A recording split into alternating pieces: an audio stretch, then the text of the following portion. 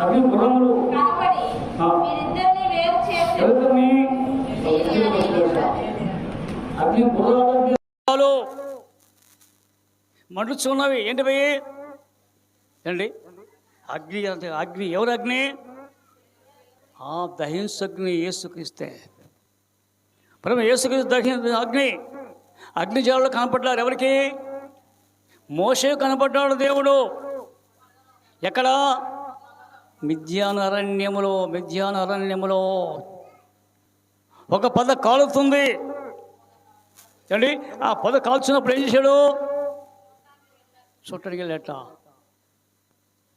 ఆ తట్టు ఇటు చూస్తే సరే కనపడలేం బహుశా అట్లు తిరిగి ఏ తట్టు ఆ తట్టు తిరిగి వేసాడా ఆ తట్టు తిరిగి చూస్తున్నట్ట అక్కడ పొదలో అగ్నిజ్వాలలు ఏంటి పొదలో అగ్నిజ్వాలలు అడిగినట్ట ఓ మోషే నీ విలిచిన స్థలం పరిశుద్ధ స్థలము జాగ్రత్త అన్నప్పుడు మోషే అక్కడ అది వెలుగుంది వెలుగు ఆ వెలుగే యేసుక్రీస్తు ఆ పొద సంఘములో యేసుక్రీస్తు కాబట్టి ఈ పొదనగా మనమే సంఘము వెలిగింపడాలా ఏదో వచ్చి కూర్చొని వెళ్ళిపోవడం కాదు మనము అనేకుల వెలుగు మయంగా ఉండాలట అగ్నినాథాలు తెలిపారు ఎవరు వెళ్ళిపోయింది మరి ఏంటండి మరి ఏలియా చనిపోలేదా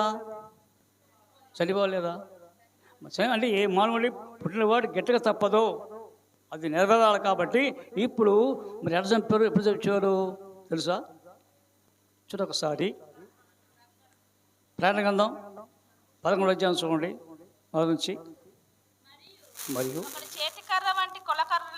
చూడండి చేతికర్ర కొలకర్ర అంటే టేప్ మనం అనుకోది టేప్ అనుకుంటాం కొలకర్ర అంటే కలిచేది కొలతలు కొలిచేది కర్ర తీసుకొని లేచి దేవుని ఆలయమును బలిపీఠమును కొలత వేసి అండి దేవుని ఆలయాన్ని బలిపీఠాన్ని కొలతేయాలట ఆలయంలో పూజించు వారిని లెక్క పెట్టుము అండి ఎంతమంది ఆలయంలో పూజించేవాళ్ళు బలిపీఠము కొలవు తర్వాత ఆలయంలో పూజించేవారంటే వార్షిప్ చేసేవారంటే ఆరాధన చేసేవారు ఎంతమంది లెక్కించు ఆలయమునకు వెలుపటి ఆవరణమును వాళ్ళకి వెలుపటే బయట ఆవరణ నుండి కొలత వేయక ఎందుకని అది కొలత వేయద్దు ఏది మందిరం ఎలుపలుందే ప్రహరీ దాన్ని మాత్రం విడిచిపెట్టు దాన్ని కొలవద్దు ఎందుకని అది దేవుని ఎరగని అన్యులకు ఇచ్చారు అది అన్యులకి ఇయ్యబడను వారు 42 నెలలు పరిశుద్ధ పట్టణమును ఎవరు వాళ్ళు ఇద్దరు సాక్షులు అంట అంటే 1260 దినాలు ప్రకటించారు అంటే ఎవరు ఇద్దరు సాక్షులు ఆ సాక్షులు ఎవరు రాయబడింది ఇక్కడ కాబట్టి 260 అంటే 1160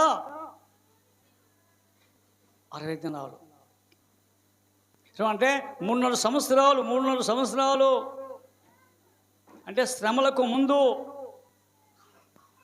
కాబట్టి ఎప్పుడే ప్రకటించాడు ఆ ప్రకటన విన్న తర్వాత వీళ్ళందరికీ కోపం వచ్చింది ఏంట్రా మాకు చెప్తావా మేము సమృద్ధిగా ఉన్నాం భక్తిగా ఉన్నాం మా జీవితంలో ప్రభువును కలిగి ఉన్నట్టుగా ఉన్నాం కానీ అసలు ప్రభువును కలిగి ఉండాలి అలాంటి వారికి హెచ్చరిస్తున్నప్పుడు ఏం చేయాలి వాళ్ళందరూ నేను నా ఇద్దరు సాక్షులకు అధికారం ఇచ్చేదను వారు గోనెపట్ట ధరించుకొని ఏంటి గోనెపట్ట ఎందుకని అంటే ప్రజల మధ్యకు వచ్చి అయ్యా మార్పు చెందండి అయ్యా గోనెపట్టుకొని అంటే ఉపవాసంలో ఏం పోషిద్దరు మనుషులు గోనెపట్టు కట్టుకొని 1260 దినములు 1260 దినాలు ప్రవచింతురు అంటే ప్రకటన అంటే దేవుడు చెప్పిన మాటలు ప్రవచించాడు అందుకనే అక్కడ హనోకు ప్రకటించాడు హనోకు ప్రవక్తగా ఉన్నాడు హనోకు కూడా అంటే ఇక్కడ సపరేట్ బుక్ లేదు కానీ అయితే చాలామంది ఆ యొక్క వేదాంతులు తెలుసు కానీ అక్కడ 3 ఉన్నాయంట హనోకు 1, 2, 3 పత్రికలు ఉన్నాయంట అది రాయబాల కాబట్టి కండి ఎప్పుడైతే ఆ యొక్క ఇద్దరు సాక్షులు గొనె పట్టుకొని ప్రవహిస్తున్నారండి. 1200 దినాలు అంటే 3 సంవత్సరాలు ప్రవహించారు. పడితే ఏం చేయాలంటే వాళ్ళు వీరు భూలోకమునకు ప్రభువైన వాని ఎదుట నిలిచిచున్న 2 ఒలీవ చెట్లను అంటే భూలోకం నుండి దీపస్తంభములునై ఉన్నారు. ప్రభుని యేసుక్రీస్తుకు కలిగిన 2 ఒలీవ మొక్కలు. ఆ మొక్కలు నుండి ఎప్పుడు జీవిస్తే ఒలీవ మొక్క అంటే ఆయనే లైఫ్ ఆఫ్ ట్రీ, జీవవృక్షము. ఎవరు? ఈ ఒలీవ కొమ్మలు అంటే ఇక్కడ ఒకవైపునేమో ఒక సాక్షి, రెండో వైపు నుండి ఒలీవ మొక్కలు ఉన్నారట. దీపస్తంభములునై ఉన్నారు అంటే ఒలీవ మొక్కలు ఉన్నారు. దీపస్తంభం అంటే వెలుగు. వెలుగు వాళ్ళు సమీపించిన భయమే. కాబట్టి ఎప్పుడైతే వీళ్ళని తునకరిస్తున్నట్టు వాళ్ళు అప్పుడండి ఎప్పుడైతే తునకరిస్తున్నారో ఈ నోటి నుంచి అగ్ని వచ్చి కాల్చేస్తుంది వారిని. సోమ్మ ఎవడైనాను వారికి హాని చేయని ఉద్దేశించిన అంటే వీళ్ళు మనకు చెప్తున్నారు ఏంట అని చంపడానికి వచ్చారట. ఆన్ చేసిన ఉద్దేశం వారి నోట నుండి అగ్ని బయలు వెడలి. అంటే అగ్ని అంటే ఏంది? అగ్ని అంది వాక్యం. వాక్యం బయలు ఎక్కడికి? నోటి నుంచి అగ్ని. అగ్ని నోడడు యేసుక్రీస్తు ప్రాణగ్రంథంలో 1:11 అండి. ఆయన అగ్ని, ఆయన నేత్రాలు అగ్ని వంటివి. కాబట్టి ఎప్పుడైతే నువ్వు అగ్ని వచ్చి వారి నోట నుండి అగ్ని బయలు వెడలి వారి శత్రువులను దహించి వేయును గనుక ఎవడైనను వారికి హాని చేయని ఉద్దేశించిన ఎడల అలాగున వాడు చంపబడవలెను. చూడండి, ఎప్పుడైతే వ్యతిరేకం చేస్తున్నారో అడ్డగించారో అలాగా చంపేస్తున్నట్టు అండి. అగ్ని ద్వారా తాము ప్రవచింపు దినములు వర్షము కురవకుండా ఆకాశమును ముయ్యుటకు వారికి అధికారం కలదు. ఇప్పుడు వర్షము కురవకుండా ఎవరండి? ఆయన ఏలీ గారట.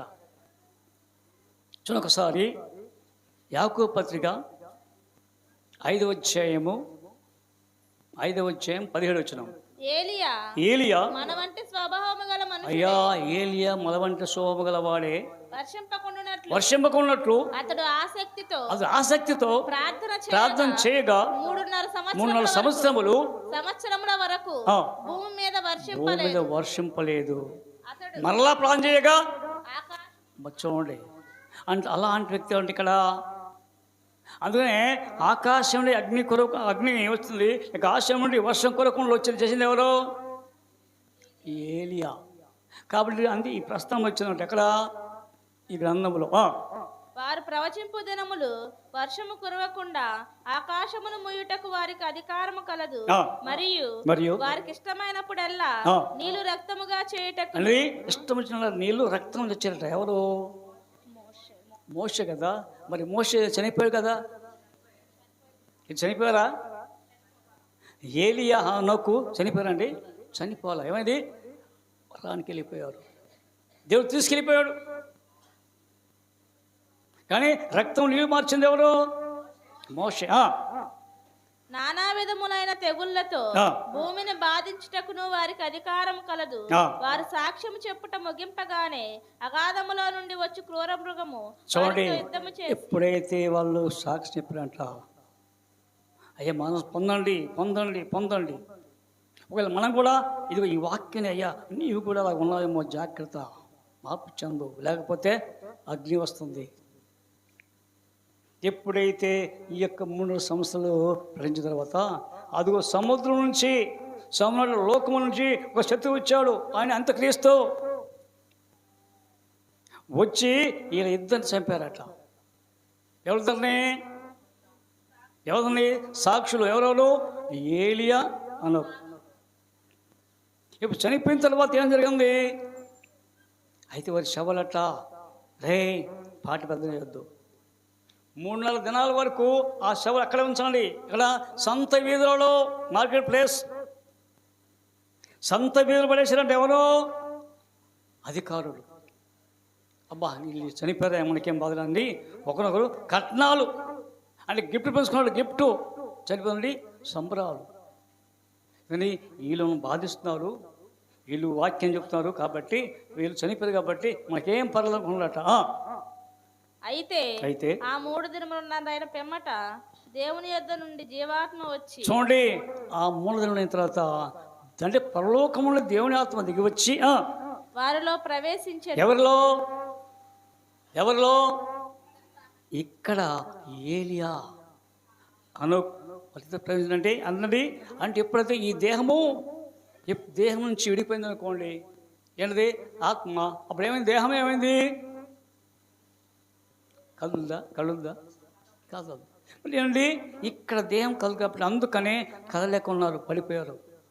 మళ్ళీ జీవాత్మ వచ్చే దేవుడు అందుకనే మళ్ళీ తన ఆత్మ పంపించాడట. వాళ్ళు ఉండగా వారు లేచి ఊని, అంటే మోకాలు పెట్టి ఊని లేచారట. వారి పాదములు పూని నిలిచిరి. వారిని చూసిన వారికి మిగుల భయము కలిగెను. ఇదేంట్రా బాబు, చనిపోయారు 3-4 దినాలు కొడు అక్కడే ఉన్నారు కదా, పాటిపడలేదు కదా, పాతిపడనే లేదు. కాబట్టి జనం చూసి ఆశ్చర్యపడే, ఏంట వీళ్ళు లేచారండి, చనిపోయారు కదా, వెళ్ళేశారు అంటే దేవుని ఆత్మ వీళ్ళకి తెలియదు. దేవుని ఆత్మ వచ్చి ఎప్పుడైతే వారిని అంటే పాదాలు ఊని అంటే మోపి లేచారట.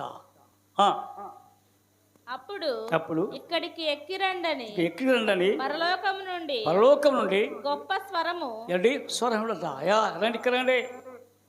మీరు చనిపోకముందు వచ్చారు, కానీ చనిపోయినప్పుడు క్రీస్తునందు వారు మొదలు ధన్యులు. కాబట్టి పరలోకం స్వరం వచ్చిందట, ఎక్కిరండి. తమతో చెప్పుట వారు విని మేఘారూఢులై పరలోకమునకు ఆరోహణమైంది. మేఘం తీసుకెళ్ళిపోయాట. ఎవరిని? 2 సాక్షులను. మేఘారూఢుడై అంటే ఆ మేఘం ఎవరు? ఆయనే యేసుక్రీస్తు. అదే మహిమ. అందుకనే ఆ యొక్క ఎర్ర సముద్రం దాటేప్పుడు పగలు ఏముంది? మేఘస్తంభము. రాత్రి అని నడుస్తూనే ఉన్నారు ఎర్ర సముద్రంలో. అని దేవుడట ప్రతి వారిని రక్షించే దేవుడే. ఆయన కొనకుండా ఎదురుబడు కాబట్టి ఇప్పుడు ఈ విద్యుత్ సంగతి అండి ఇక్కడ రాస్తున్నాడు. అవును, జీవితంలో ప్రభుని కలిగి ఉన్నాడు కాబట్టి ఆనకు రాస్తూ అయా జాగ్రత్త. భక్తిహీనులు భక్తిని చేసిన వాళ్ళు నిలబెట్టి కఠినంగా తీర్పు, ఇదిగో మీరు చేశారు కదా ఎట్లాగా. కాబట్టి తీర్పు ఉందని గమనించమనండి. మనము చక్కబెట్టుకుందాం. మన జీవితాలు వచ్చి కూర్చుని వినిపోవడం కాదు. నీ ఆత్మ ఆయన ఆత్మతో అంటే లగ్నము కావాల.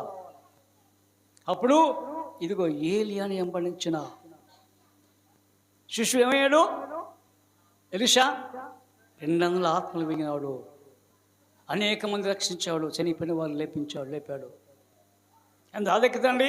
కాబట్టి ఎలీషాలాగా ఉండాలని కోరుతున్నామా, లేక గెహాజీలాగా ఉన్నామా, లేక ఇస్రాయేలు యోధులాగా ఉన్నామా? ఆలోచించేయండి. ప్రభువా ఇదిగో నీ సంచేరమయ్యా, మనల్ని జ్ఞాపకం చేసుకో. ఇదిగో ఈ దినాన ప్రభా, అది గత వారంలో నేర్చుకున్నాం ప్రభా. కాబట్టి మరలా దీన్ని నేర్చుకుంటున్నాం. బలపరచండి. ఎవరైతే అనుకులాగా ఏలియాగా దేవుని కలిగి ఆ రాజ్య వారసులు అవుదాం. దిమ్మ దేనిగా ప్రాణం చేసుకుందాం. కృప కనీకరమాపుల్లో తండ్రి మీకు అన్నారు. నీ కృప చేత ప్రేమ చేతంలో కాచి దాచి పూర్ణ ప్రభా ఇదిగో తండ్రి ఆది కాలంలో 5 అధ్యాయంలో ఉన్న అనుకును ప్రభా నీకు ఇష్టంగా నడిచాడు ప్రభా. ప్రియమైన వాడుగా ఉన్నాడు ప్రభా. అనగానే మేము కూడా దాన్ని ఇష్టలుగా ఉంటే ప్రభా ఈ పాప జీవితాన్ని పాప బ్రతుకులతో తీసివేసుకుని ప్రభా నీ సంగతి చేరి నీ వాక్యముతో మనం తృప్తిపరుస్తున్న దేవానికి కొనాలి. ఇంకా ఎవరైతే నిన్ను తండ్రి అనుసరించలేదో వారికి ప్రత్యయం ప్రార్థిస్తాం. ప్రతి వారిని తండ్రి జ్ఞాపకం తండ్రి నశించిపోవడం ఎవరికి నీకు ఇష్టం లేదు కాబట్టి అందుకనే ప్రభా ఆలస్యం చేస్తున్నాం. నడిపించండి. అదే రీతిగా ప్రత్యేకంగా తండ్రి మన ప్రభా కూడిపించిన సంఘాన్ని దీవించండి. సంఘం ఒక్కొక్కరికి ప్రార్థిస్తున్నాం. ప్రతి కుటుంబాలను దీవించండి, నడిపించండి. మన ప్రత్యేకంగా తండ్రి ఆలయంలో విషయం కొన్ని విషయాలు ఉన్నాయి అభివృద్ధి చేయడానికి సాయం తెచ్చేసి నడిపించి సాయం తెచ్చి మరి ఎలాంటి కొద్ది లేకుండా ప్రభావ ఈ కార్యం నడిపించి మీ ఆత్మ నుంచి బలపరుస్తున్న దేవా తెలియని రీతిలో ప్రభావ రక్షించేదండి ప్రభా ప్రాణాపాయం తప్పించి ప్రభా ఇదిగో తండ్రి మందు చేర్చి నీ వాక్యం చెప్పడానికి కూర్చిన దేవత నీకు అందాలు కాబట్టి ముందున కాలం నడిపిన సాయం చేయమని యేసుక్రీస్తు నామమున ప్రార్థిస్తున్నాం తండ్రి ఆమేన్.